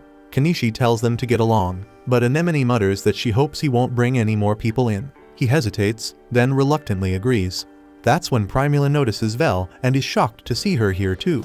She can't believe Kenichi brought a bobcat with him, but not her. Kenichi explains that Vel followed him on her own, just like Miley. Later that night, the chaos continues. Everyone is arguing about who gets to sleep next to Kenichi. He ignores the mess, deciding to take a bath instead. Since the house has more people now, Kenichi had bought an extra bath. He relaxes in one tub, while Miley and Anemone use the other. But Anemone isn't satisfied. She wants to get in with Kenichi. He falters, but there's no stopping her, and she climbs in. Before long, Primula shows up too, but she hesitates, feeling shy about bathing with everyone. Kenichi tells her she can take one alone later, but she doesn't want to bathe by herself at night. In the end, she joins Miley in the other tub. Later, Kenichi attempts to cast the fireball spell from the grimoire he got, but nothing happens. Frustrated, he realizes he has no power. Just as he's processing the disappointment, Anemone casually picks up the grimoire, reads the spell, and tries casting it for fun. To everyone's shock, a fireball suddenly appears in the middle of the house, leaving them all speechless. Thanks for watching. Please hit like and subscribe, it makes all the difference. Kenichi grabs some fire extinguishers, and he and the girls put out the fire. Anemone apologizes, but Kenichi isn't mad at all. He's hyped because she can use magic. Then she passes out, so they take her to bed, and by morning her fever's gone. When she wakes up, Kenichi gives her some canned peaches. She's into them, and the other two girls are curious too. Once they try them, they're hooked, thinking this must be some high-class fruit only nobles eat. A few days later, Anemone's fully recovered, and Kenichi invites Mary and her family over since Mary's feeling better too. They fire up a barbecue and grill some tusk bear meat, but Mary's not feeling it. It's tough, hard to chew, and just not good. Kenichi agrees, so he tenderizes it, seasons it up with soy sauce and spices, and grills it again. This time it's way better, and they all dig in. Then Kenichi makes a stew out of the bear meat, and it's a hit. Everyone's impressed by how good it tastes.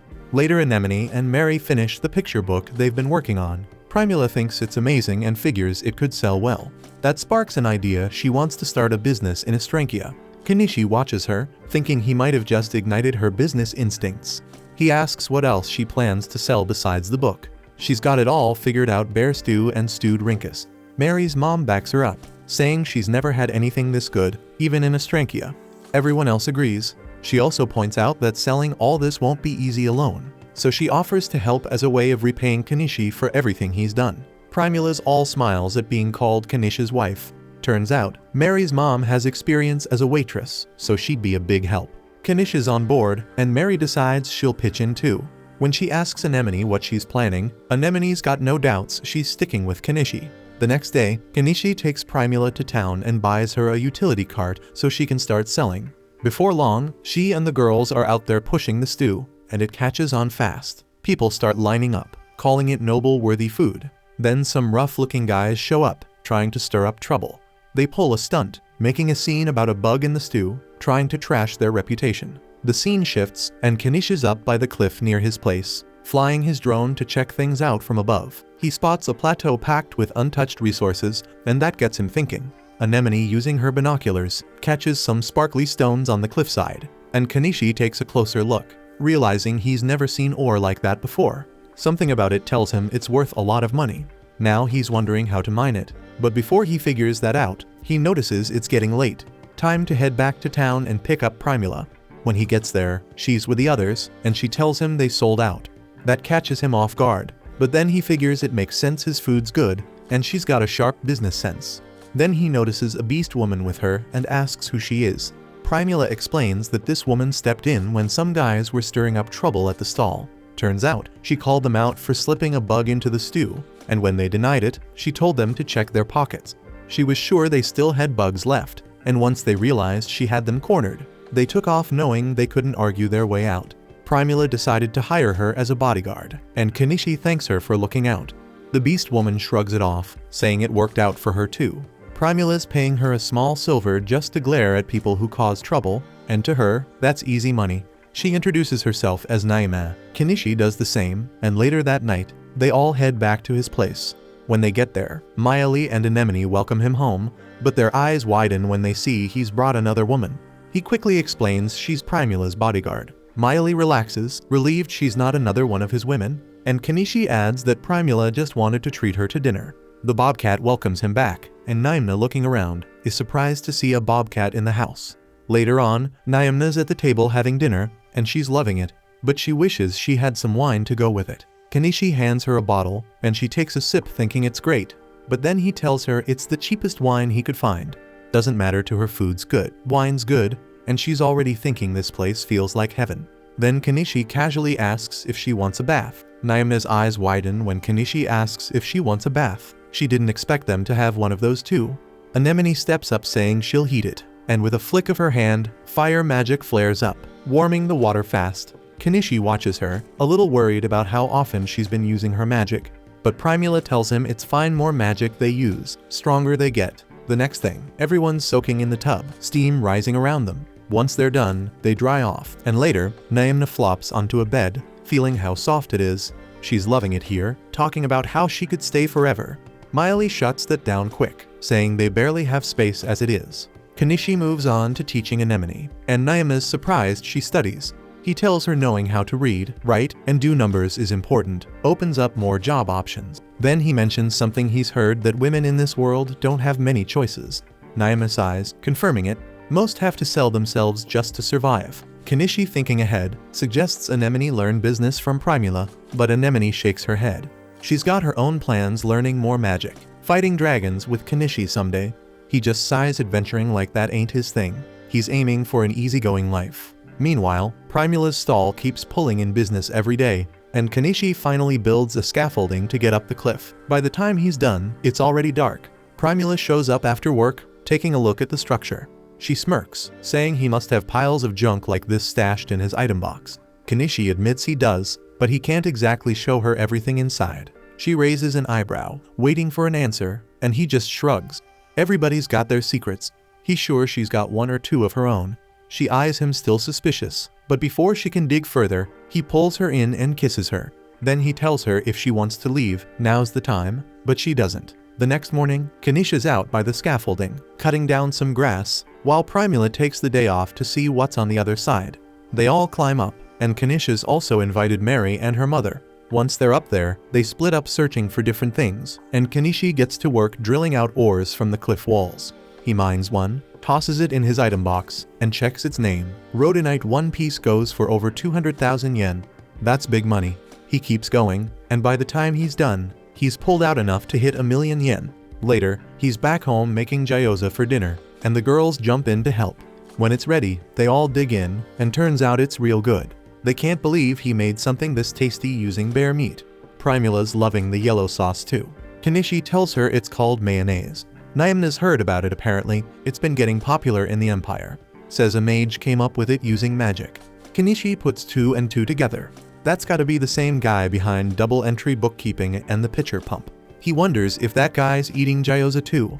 Primula asks if Kanishi made the mayo using magic, but he tells her it's nothing like that. Vinegar, eggs, and oil, that's all it takes.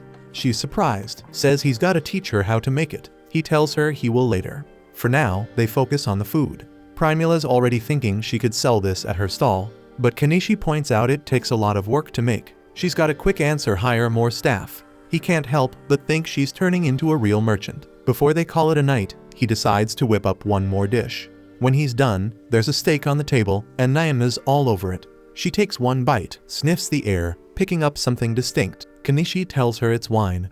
Now she wants a drink. He sighs knowing there's no stopping her, and hands it over, warning her it's strong. Didn't take long before she's completely drunk, clinging onto Kanishi.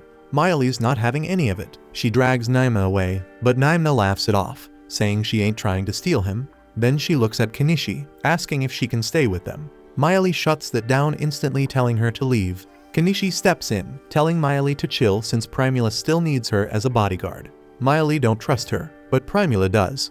She lets Naimna stay, knowing she's only here for the food, not Kanishi. Later, Naimna sets up her room in the shed and asks Kanishi if she gotta pay rent. He tells her she don't. She smirks, asking if he's trying to tame her. Kanishi shakes his head, saying that ain't the case, just wants her to keep helping Primula. As he turns to leave, she leans back, teasing him, asking if he ain't gonna do anything to her now that they're alone. Before he can even react, Miley walks in. Now both of them are standing there, telling Kanishi he can do whatever he wants with them. He just stands there wondering what the hell to do. A month rolls by, and Primula's stall keeps growing. Now it's got a name: Corolla. She's hired more staff, one of them being Iris, who's training to be the chef for a second branch she's planning to open. Time moves on, and Kanishi's been busy too, mining rhodonite worth 15 million yen. Anemone's been gathering herbs from the plateau, while Miley and Naimna turned the place into their hunting ground. Corolla's expanded even more, renting out a warehouse in the city, using it to prep their products. Profits are rolling in hard, bringing in 150 to 200,000 yen a day. The estimated yearly profit now sits over 70 million. They got enough people hired to open up 2 new branches, and Iris is training up the new chefs.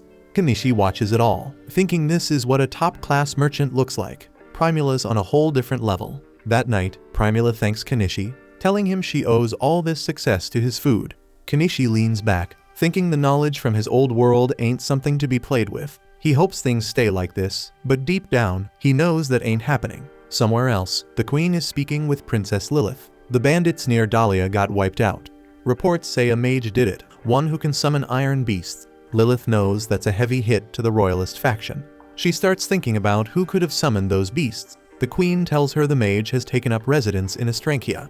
Lilith smirks, calling it an interesting twist of fate. The queen nods, saying the spirits must have led him there. Something's brewing, and it's about to go down. The following morning, Primula acquaints herself with Kenon, the wife of Mr. Eupatorium, and they converse about her father's enterprise and their trading operations. At the same time, Kanishi stops by an elderly sorceress to acquire a book on explosive magic, and she also gifts Anemone a volume on household magic. Later that evening, while spending time with friends, Primula informs Kanishi that Lady Kenon is in search of a refined brooch after a noblewoman touring Dahlia City became upset over the brooches offered by Mallow's firm. Kanishi then offers Primula a sculpted stone bearing a female figure. When she examines it, she notices a resemblance to Lady Kenon. so he instructs her to deliver it to Kenon as a unique creation. The following morning, Miley reveals to Kenichi details about some concealed dungeons in the vicinity, which she had kept secret from Naima. Anemone expresses her wish to join them, and Kenichi agrees. The group embarks on their journey, and they marvel at the dungeon's splendor while Kenichi captures its beauty on camera. They also uncover several crystals, which he gathers using a rocket device in hopes of making a fortune. Suddenly, they encounter an enormous spider, and they prepare for combat. Kenichi fires his crossbow, yet it proves ineffective. Miley takes aim with her bow, targeting the spider's eyes, which weakens it. Kenichi advises Anemone to employ her magic, aiming at the creature's eyes, although she hesitates. Then the spider launches an assault, forcing them to retreat. Once safe, Anemone apologizes to Kenichi for her inability to use magic, and he reassures her that she is still too inexperienced for perilous exploits. Later that evening, while everyone unwinds in hot water, Naimuna grows furious for being left uninformed. Kenichi announces his plan to go back for more crystals, and Naimuna insists on tagging along since Primula has a few days off work. Kenichi agrees. Later, in a calmer moment, he informs Anemone that he has finished transcribing the spellbook.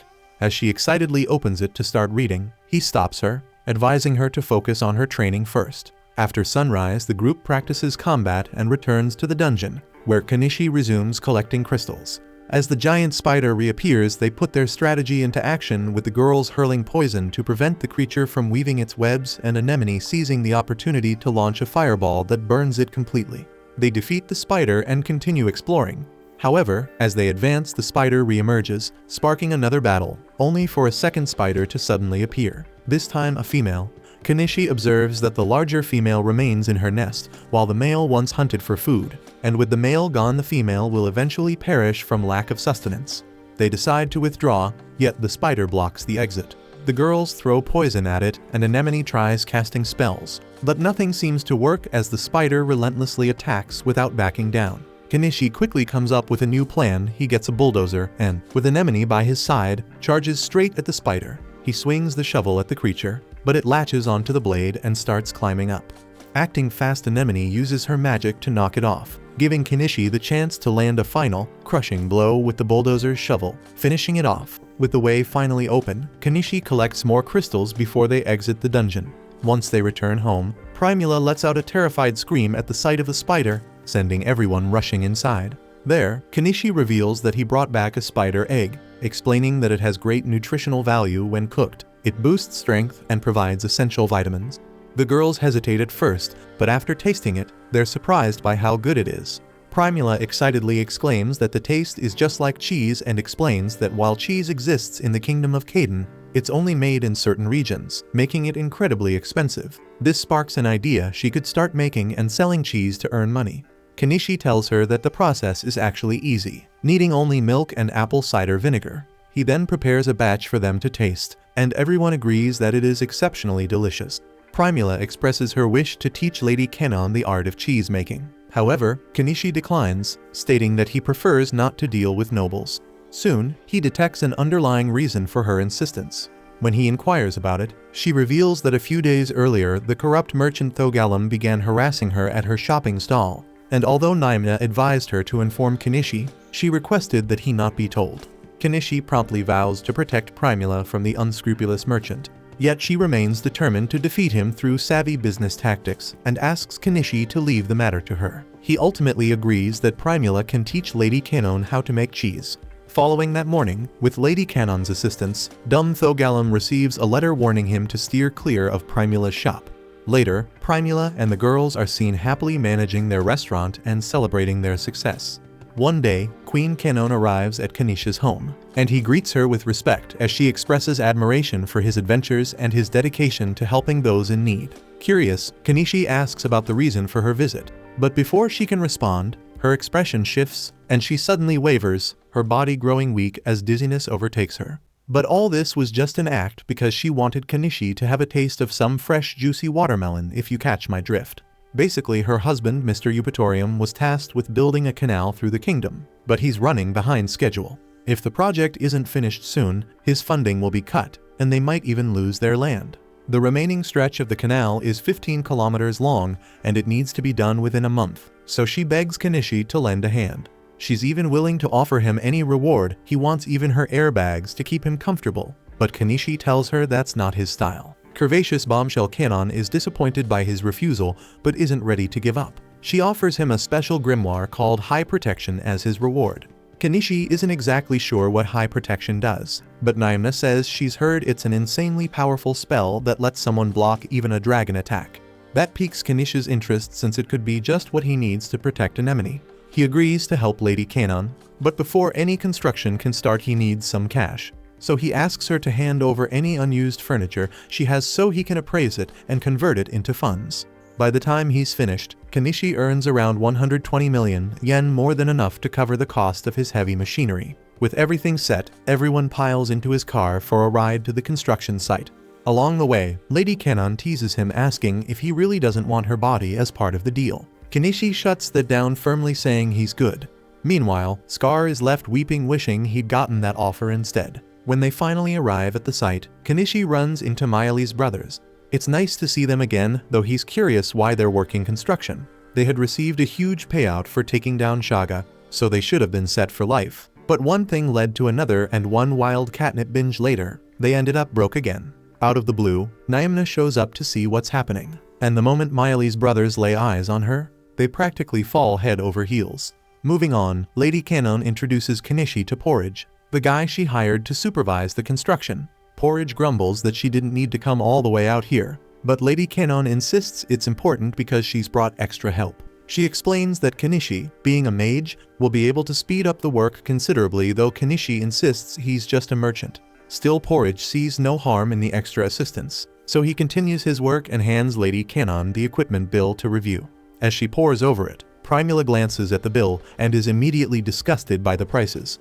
She convinces Lady Kanon to let her take a closer look, and after reading every line, Primula is certain that Porridge is trying to rip Lady Kanon off. Porridge defends himself by arguing that he needs to make a profit, claiming there aren't any other merchants who could supply 1,000 axes. But Primula quickly cuts him off by turning to Kenichi and asking if he can source 1,000 axes.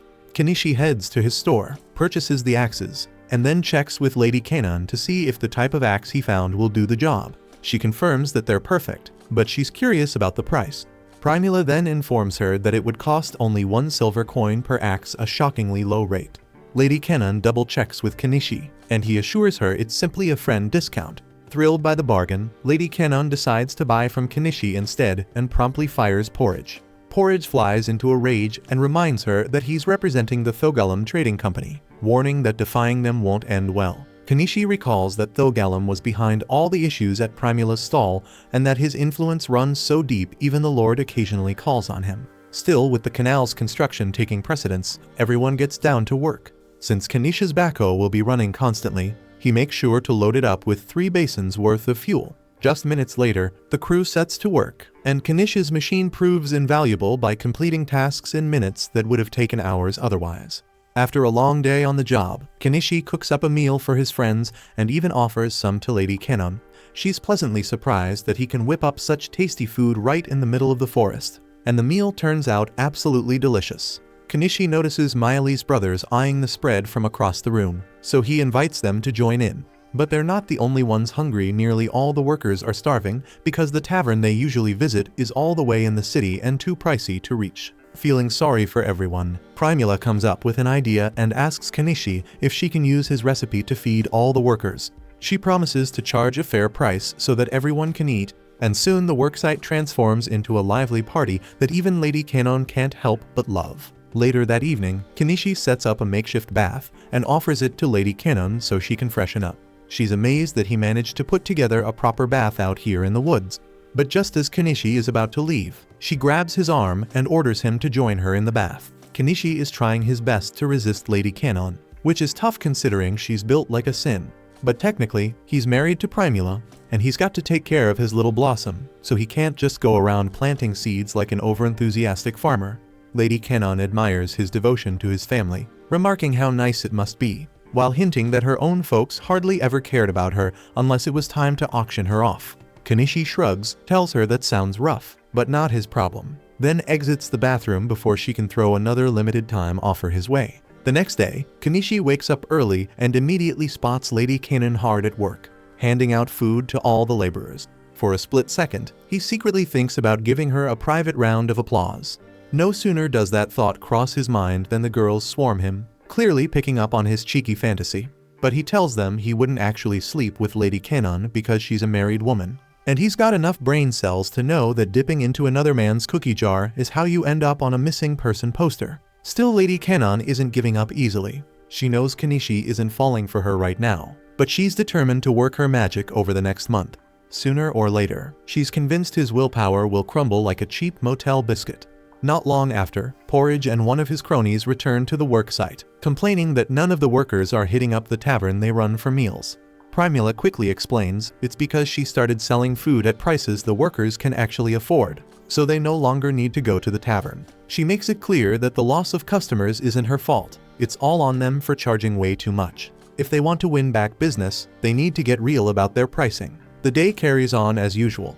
Once the trees are felled, Kenichi hops into his backhoe and hauls all the wood and debris into storage. Progress on the canal is steady, and by noon, Lady Canon's servants finally show up, swelling the ranks on site. With more people around, water starts becoming an issue. Rather than shelling out big bucks at his store, Kenichi strikes a deal with the local beast folk.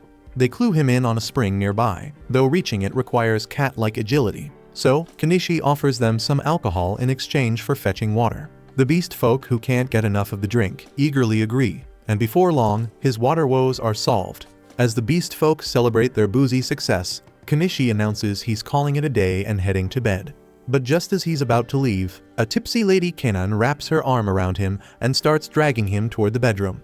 Kenichi, however, holds his ground and, suppressing his own urges, uses the opportunity to get her to sign a legally binding agreement that forbids any more surprise advances. Shortly thereafter, Lady Canon drifts off, so Kenichi quietly slips out of her guest room, intending to return to the main house, but Anemone blocks his path, complaining that he still carries Lady Canon's scent. Meanwhile, Mr. Eupatorium's segment of the canal is completed right on time within the 1-month deadline and is officially inaugurated at a ceremony attended by the royal family. Kenichi had hoped to avoid the ceremony altogether, yet Lady Canon pressured him into attending. Midway through the event, she unexpectedly calls on him to demonstrate the unique magic that made the project possible. With little choice, Kenichi summons his backhoe for a brief performance. The audience is left in awe as he skillfully balances a log on its arm, a feat so impressive it prompts whispers about where he learned such a trick. After the ceremony, Viscount Thunberja approaches Lady Canon. Astonished that the mage who defeated Shaga is present in Astrantia, he had been convinced that she would eventually lose her land and be forced to flee. But she laughs in his face, retorting that his joke is almost as absurd as a tragic little caterpillar masquerading as a mustache. Kenichi watches this exchange, assuming it's merely typical noble rivalry. However, Primula notices something unsettling. An old man seated in Thunberja's carriage, the very same man who was stripped of his status in Dahlia after it was revealed he had hired Shaga to kidnap Primula. The following day, Kenichi meets with Mr. Eupatorium, Lady Canon's husband, who comes forward to personally thank him for his invaluable assistance with the project so far. He admits that he hadn't maintained his territory well, but after nearly losing it due to the deadline, he's determined to start anew. He also mentions that he found one of the pictures Kenichi sold a while back and is eager to know how Kenichi created them. Kenichi proceeds to walk Mr. Eupatorium through the entire printing process, and Mr. Eupatorium listens with eager excitement, but little does he know, he's getting a masterclass from the same guy who keeps his wife dreaming about quality woodwork. Once Kenichi has taught him how to make the pictures, they resume their discussion. Mr. Eupatorium expresses his wish to hire Primula to manage Astrankia's finances.